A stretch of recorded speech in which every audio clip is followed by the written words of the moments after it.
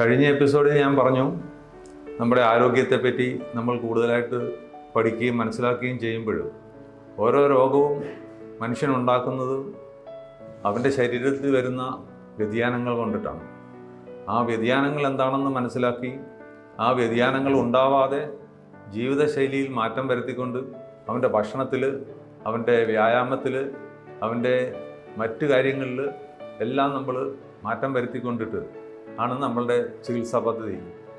നമ്മുടെ ചികിത്സാ പദ്ധതിയുടെ ഏറ്റവും വലിയ പ്രത്യേകത എന്ന് വെച്ച് കഴിഞ്ഞാൽ മോഡേൺ മെഡിസിൻ കാണുന്നത് പോലെ ഓരോ വ്യക്തിയെയും അവൻ്റെ അവയവത്തിൽ കൂടിയല്ല നമ്മൾ കാണുന്നത്.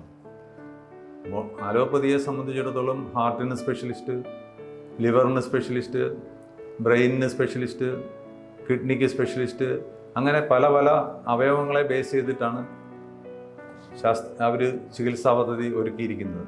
എന്നാൽ നമ്മൾ അതിനെ എല്ലാം ഒന്നും കൂടെ ക്രോഡീകരിച്ചുകൊണ്ട് ഓരോ മനുഷ്യനെയും സമഗ്രമായി കണ്ടുകൊണ്ട് അവന് കിഡ്നിയുണ്ട്, കരളുണ്ട്, ഹൃദയമുണ്ട്, മറ്റവയവങ്ങളുണ്ട്. ഈ അവയവങ്ങളെല്ലാം ഒരു ഓർക്കസ്ട്ര മാതിരി ഒരു പാട്ട് അല്ലെങ്കിൽ ഒരു ഗാനമേള നടക്കുമ്പോൾ അതിനകത്ത് പല ആൾക്കാർ പാടുകയും പ്രവർത്തിക്കുകയും തബല കൊട്ടുകയും മറ്റ് ഉപകരണങ്ങൾ മീട്ടുകയും ഒക്കെ ചെയ്യുന്ന അതേ ലയത്തോടു കൂടി നമ്മുടെ ശരീരത്തിലെ എല്ലാ അവയവങ്ങളും പ്രവർത്തിക്കുമ്പോഴാണ് നമുക്ക് നല്ല ആരോഗ്യം ഉണ്ടാകുന്നത്.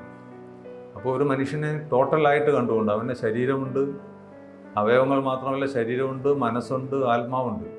അതുകൂടാണ്ട് അവൻ്റെ സാമൂഹ്യ പശ്ചാത്തലമുണ്ട്, അവൻ്റെ കുടുംബ പശ്ചാത്തലമുണ്ട്, സാമ്പത്തിക പശ്ചാത്തലമുണ്ട്. ഇതിനെയെല്ലാം സമഗ്രമായി കണ്ടുകൊണ്ടാണ് നമ്മളുടെ ചികിത്സാ പദ്ധതി ഒരുക്കിയിരുന്നത്.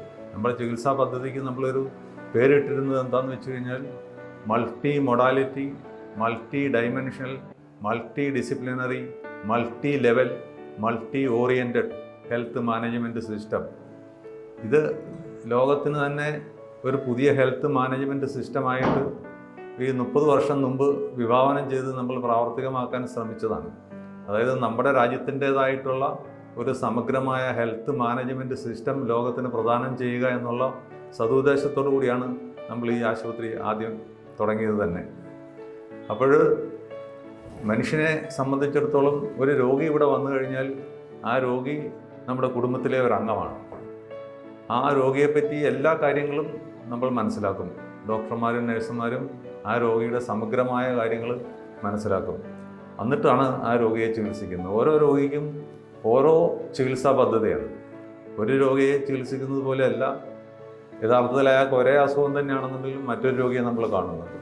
അയാളുടെ സാമ്പത്തിക പശ്ചാത്തലം, കുടുംബ പശ്ചാത്തലം, വിദ്യാഭ്യാസ പശ്ചാത്തലം, ജോലിയുടെ പശ്ചാത്തലം, ഇതെല്ലാം മനസ്സിലാക്കിക്കൊണ്ട് ഓരോ രോഗിക്കും ഓരോ തരത്തിലുള്ള ചികിത്സാ പദ്ധതി, അതായത് ടൈലർ മെയ്ഡ്, ആ രോഗിക്ക് കസ്റ്റം മെയ്ഡായിട്ടുള്ള ചികിത്സാ പദ്ധതിയാണ് നമ്മൾ സമഗ്രമായി കൊടുക്കാൻ ആഗ്രഹിക്കുന്നത്.